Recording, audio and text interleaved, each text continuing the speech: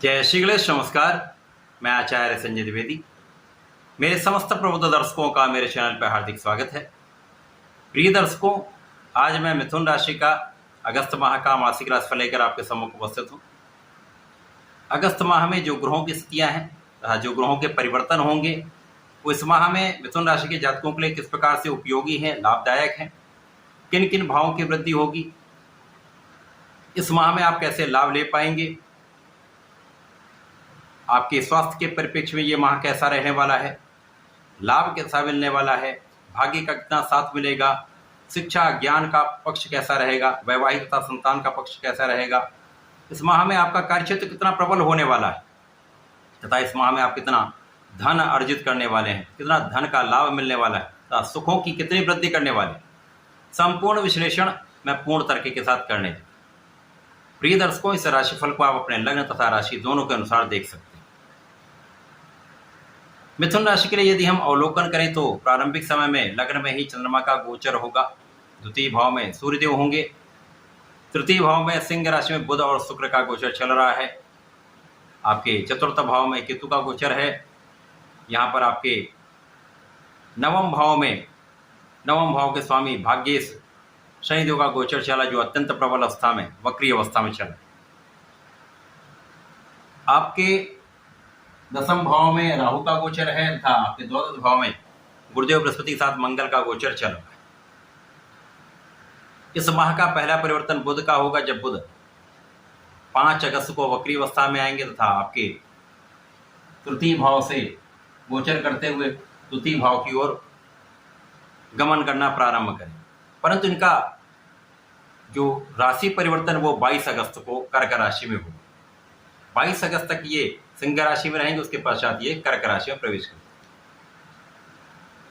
16 अगस्त को सूर्यदेव का राशि परिवर्तन अपने स्वयं की राशि तृतीय भाव में पराक्रम के भाव में हो जाएगा, जहां पर त्रिग्रही योग बनेगा।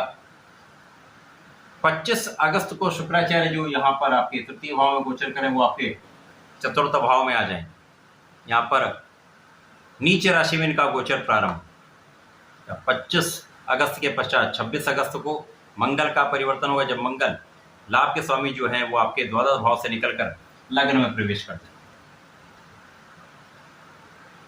मिथुन राशि के लिए यदि हम अवलोकन करें तो प्रारंभिक समय से धन की स्थिति अच्छी रहने वाली, लग्न भी आपकी बहुत प्रबल रहने वाली। लग्न के स्वामी की स्थिति अत्यंत प्रबल है, जब ये तृतीय भाव में पराक्रम के भाव में। लग्नेश मित्र के साथ में है, मित्र की राशि में है, यहाँ पर मित्र की दृष्टि का प्रभाव है, तो प्रारंभिक समय से ही आप बहुत बलवान हैं। 100 समस्याएं ना के बराबर होंगी, आपके बहुत सारे कष्टों का यहाँ पर शमन हो रहा है। यहाँ पर शुक्राचार्य के साथ बुध का तृतीय भाव में गोचर एक महायोग का निर्माण भी हो रहा है, जहाँ पर लक्ष्मी योग आपके भाग्य भाव पर दृष्टि का प्रभाव डाल रहा है और भाग्य के स्वामी की दृष्टि का प्रभाव भी शुक्र और बुध पर है, तीनों मित्रवत भाव में। तो प्रारंभिक समय से ही भाग्य का साथ भी मिलेगा, 100 समस्याओं से आप दूर रहेंगे, आपकी संपूर्ण सुरक्षा होगी। इस समय में आप बहुत एनर्जेटिक भी रहने वाले, आपकी बुद्धि का बल अत्यंत तीक्ष्ण रहने वाला है, बहुत शार्प माइंडेड आप रहने वाले। यहाँ पर गुरुदेव का प्रभाव भी बुध पर है, जिसके कारण धैर्य भी होगा, ज्ञान भी होगा, विवेक भी होगा तथा यहाँ पर आपका ऊर्जा का प्रवाह बहुत अच्छा रहेगा। तो प्रारंभिक समय से आप बहुत बलवान स्थिति में। अब यहाँ पर धन का प्रवाह भी होगा, क्योंकि धन के स्वामी प्रारंभिक समय में आपके लग्न में होंगे। सूर्यदेव जो पराक्रम के स्वामी होकर धन भाव में बैठे हुए, ये विशिष्ट स्थिति बना रहे हैं, जब महाधन का लाभ आपको प्राप्त हो सकता है। वाणी भी आपकी बहुत अच्छी रहने वाली है, यहाँ पर आपका परिवार का सहयोग भी मिलेगा। पारिवारिक संपत्ति से विशेष रूप से आपको लाभ यहाँ पर प्राप्त होगा। परिवार में वृद्धि का योग है, यहाँ पर आपके विशेष ज्ञान में वृद्धि हो रही, आपके आध्यात्मिक कार्यों में आपकी वृद्धि हो रही, पूजा पाठ में आपका मन भी लगेगा तथा आपके विशिष्ट कार्यों में आपकी रुचि से, आपकी इंटरेस्ट से आपका वो भाव अत्यंत प्रबल हो जाएगा तथा इस समय में आप विशेष रूप से रिसर्च कार्य में बहुत अच्छा करने वाले। परिश्रम बहुत श्रेष्ठ रहने वाला है, परिश्रम में ही महालक्ष्मी योग का बनना, भाई बहनों का सहयोग दिलाने वाला होता, अच्छे मित्रों का सहयोग दिलाने वाला होता था, भाग्य को महाभाग्य में परिवर्तित करने वाला होता। अब भाग्य के स्वामी भी अति प्रबल अवस्था में है, तो ये जो संयोजन बन रहा है ये निश्चित रूप से आपके भाग्य को महाप्रबल कर रहा है। साथ ही साथ आपके इनकम की स्थिति बहुत अच्छी हो रही, कार्य क्षेत्र में आपकी वृद्धि का संपूर्ण योग बन रहा है। यद्यपि यहाँ पर कार्य क्षेत्र में आपके राहु का गोचर चल रहा है, जो कहीं ना कहीं आपके कार्य क्षेत्र में उतनी प्रगति नहीं होने दे रहे हैं। कोई ना कोई अवरोध या कोई ना कोई तात्कालिक समस्याएं देकर आपके कार्य क्षेत्र में अवरोध उत्पन्न कर देते हैं, चाहे वो व्यापारिक भाव हो, चाहे वो आपकी नौकरी का भाव हो, अथवा वो कोई प्रोफेशन हो।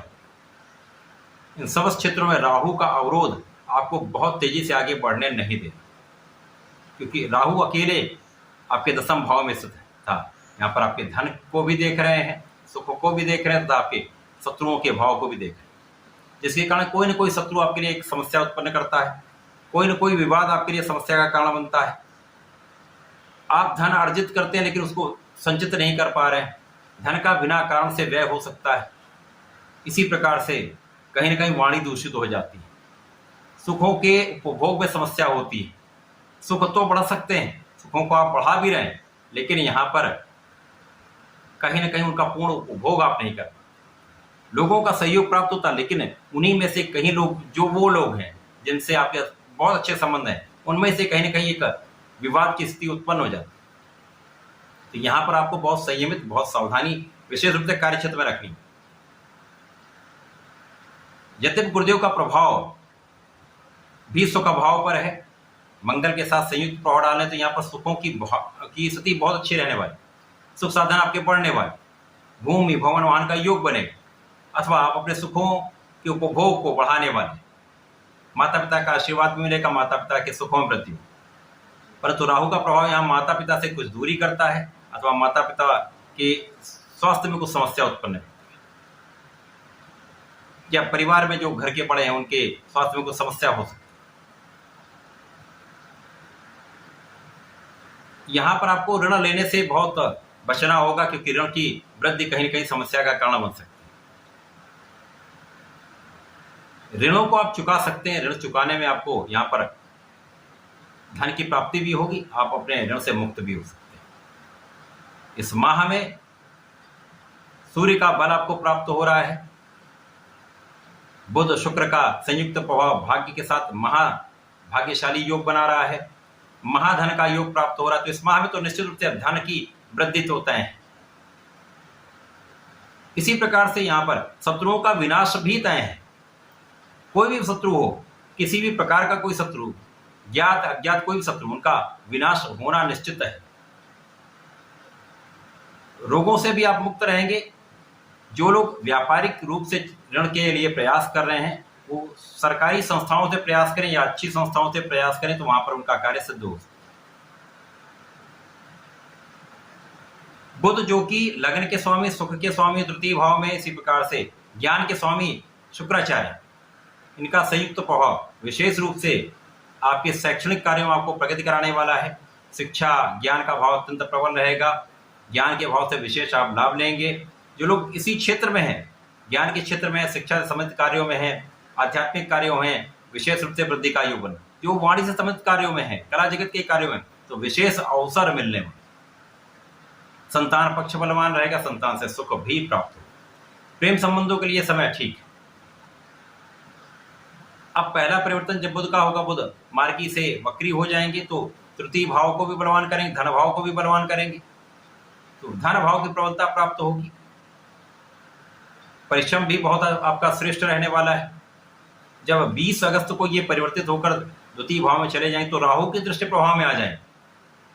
अब यहाँ पर आपको सावधान रहना, क्योंकि वाणी के कारक, लग्न के कारक, सुख के कारक, सुख के स्वामी, लग्न के स्वामी, यहाँ पर राहु से जड़ दोष में आ जाएं, तो 20 अगस्त के बाद कहीं ना कहीं कोई शारीरिक समस्याएं, अथवा भ्रम की स्थिति, अथवा वाणी से संबंधित कुछ विवाद, वाणी की कठोरता, परिवार के मध्य में कहीं ना कहीं सामंजस्य में कुछ कमी, अथवा यहाँ पर व्यापारिक रूप से कुछ अवरोध, फाइनेंशियली कुछ अवरोध यहाँ पर उत्पन्न हो सकते हैं। यहाँ पर आपको सावधान रहना होगा, धैर्य से कार्य करना होगा। डरने की आवश्यकता नहीं है, केवल यहाँ पर धैर्य रखने की तथा अपने साहस के साथ, अपने विश्वास के साथ आगे बढ़ने की आवश्यकता है। 25 अगस्त को जब शुक्राचार्य का राशि परिवर्तन होगा, शुक्राचार्य चतुर्थ भाव में जाएंगे, यहाँ पर राहु की दृष्टि प्रभाव में आएंगे। अब यहाँ पर शिक्षा के स्वामी तथा व्यय के स्वामी शुक्राचार्य, तो यहाँ पर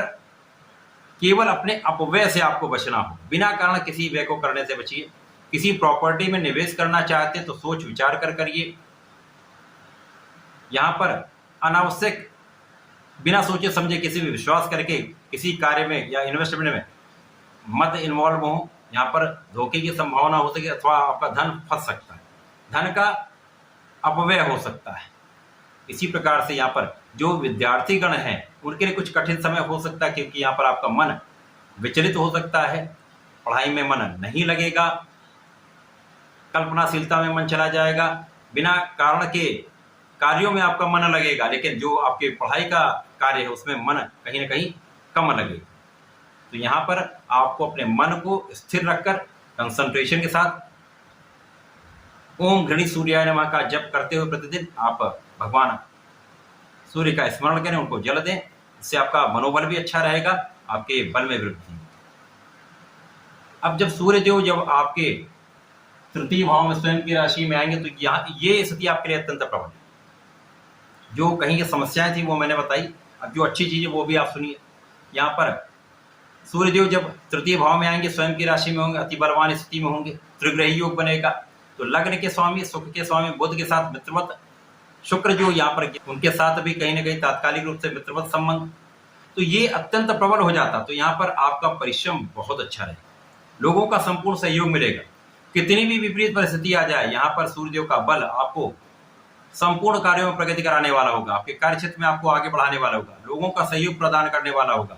प्रशासनिक शासनिक सेवाओं से आप लाभ ले पाएंगे। यदि शासन प्रशासन में ही है तो एक अच्छा लाभ ले पाएंगे। यद्यपि यहाँ पर कुछ मतभेद होने की संभावना होगी, परंतु उन समस्त स्थितियों से आप निकलते हुए, पार पाते हुए एक बड़ा लाभ लेने जा रहे हैं। तो ये माह कुछ विशेष लाभ देने वाला है। जो दो स्थितियां बन रही हैं, जब शुक्र और बुध पीड़ित होंगे तो कुछ समस्या हो सकती, वहां पर उसका उपाय भी अभी हम बताने वाले हैं। परंतु इस माह का जो अंतिम परिवर्तन मंगल का है, मंगल आपके लाभ के स्वामी होकर लग्न में चले जाएंगे। अब यहाँ से आपकी स्थिति अत्यंत प्रबल हो जाए, तो राहु का दुष्प्रभाव भी कम होगा, क्योंकि मंगल का भी प्रभाव चतुर्थ भाव पर होगा। तो मंगल ही राहु को कंट्रोल कर पाएंगे। मंगल लग्न में आ जाएंगे, आपको ऊर्जा से उत्प्रोत कर देंगे, सकारात्मक ऊर्जा आपको प्राप्त होगी, आपके अंदर बल बढ़ जाएगा, आपका साहस बढ़ जाएगा। तो जो जड़ दोष का प्रभाव वो भी कम होगा। साहस के कारण, आपके आत्मबल के कारण, आपकी क्षमता के कारण, आपकी योग्यता के कारण आप बहुत आगे बढ़ जाएंगे। यहाँ पर पार्टनरशिप में भी अच्छा लाभ लेंगे। जीवन साथी के साथ कुछ सामंजस्य बनाकर चलिए, धैर्य के साथ अपना कार्य क्षेत्र में कार्य करिए। तो ये समय बहुत कुछ विशेष कष्टकारी नहीं है। समस्या आएगी, परंतु आप उनसे आगे बढ़ते हुए, पार पाते हुए जीवन में प्रगति करने वाले। अवसरों की वृद्धि तो निश्चित रूप से होगी। अगस्त के माह में आपको नियमित रूप से भगवान भोलेनाथ पर जलार्चन करना चाहिए। ओम नमः शिवाय का कम से कम एक माला का जप अवश्य करना चाहिए। गणपति जी के शरण में तो आपको हमेशा ही रहना चाहिए। ओम गंगणपतये नमः का नित्य एक माला का जप करें। गणपति श्रोतम जो शंकर नाशन गणेश श्रोतम कहलाता है, उसका पाठ सुबह शाम में एक बार अवश्य कर लीजिए, तो आपके सारे संकट दूर होंगे, राहु का दुष्प्रभाव भी दूर होगा, लग्न की निर्बलता भी दूर होगी, तथा आप अत्यंत प्रभावी रहेंगे। तो ऐसा करके समय का लाभ लें। धन्यवाद, नमस्कार।